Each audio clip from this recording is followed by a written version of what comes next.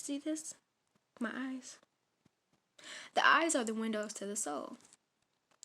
Eye contact is way more intimate than words will ever be.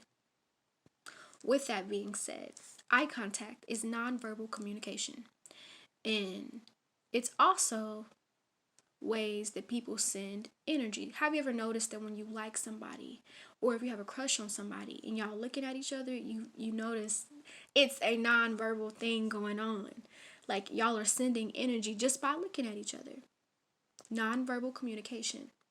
Now that is the positive part of the nonverbal communication, but there is a negative part to it, which is people sending you negative energy by watching what you're doing or just by seeing you in person and just looking at you and just scowling, sending you negativity. And you'll never be able to stop people from feeling a certain way about you. You'll never be able to stop people from sending you negative energy, but you can stop being on the receiving end of it. And there are several ways. The first way is to raise your vibration. And you can raise your vibration through eating healthy foods, eating fruits and vegetables, foods that have a lot of nutrients, omega 3s, a lot of foods that can help your chakras. And you can listen to music. That is the easiest way because I know a lot of us, like even though I'm vegetarian, I'm not going to say I'm the healthiest vegetarian because I like to indulge in junk food, but I do eat my fair share. But most of the time, I raise my vibration through listening to music. And I like to listen to music that makes me happy, music that makes me want to dance, music that makes me feel good about myself because that is going to raise my vibration. So if somebody tries to send me negative energy, I'm already up here and I'm not on that frequency. I used to be like on a lower frequency and I was feeling everything people were sending to me, especially when I entered college. I was on this frequency, and a lot of people were sending me so much BS, and I was feeling it. But I've been raising my vibration, and I'm up here. So any negativity you send, it's not gonna reach me, and you have to do that. You can also raise your vibration through meditation, cleansing yourself, spiritual baths, all of that. That really does help. The spiritual baths, especially, you can get you some sage, some Florida water, crystals, all of that. You can read a book, do something that you like. Doing what makes you happy actually raises your vibration. Doing something that you love or doing something that's going to help you will raise your vibration. Another way to protect yourself is blocking. I love to block.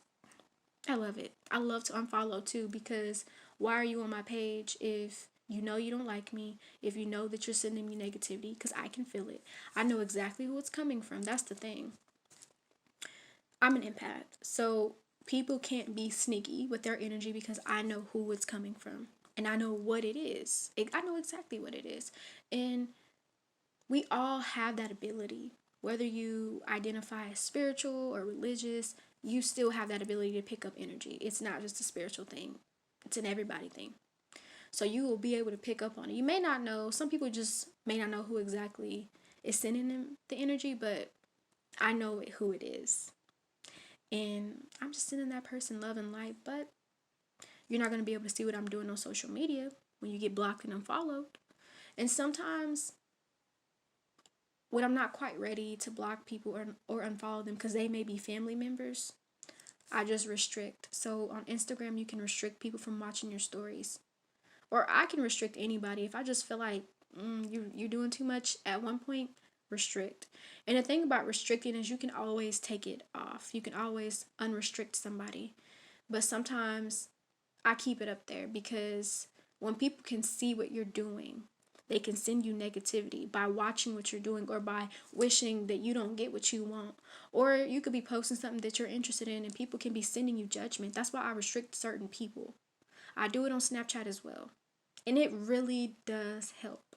I promise you, because there was a point, like, especially when I started posting, like, my spirituality and stuff, I know exactly who it was coming from. And I continue to have that person on my social media. And I'm just like, Why did I allow myself to go through that when I am the creator of my reality? I am not obligated to have people on my social media, and they're not obligated to see what I'm doing. So you can always restrict people if you're not ready to block, or if it's just people that you have to work around, or if it's family, it's kind of hard to unfriend them because you don't want, especially if you're a person like me, you don't really like a lot of conflict.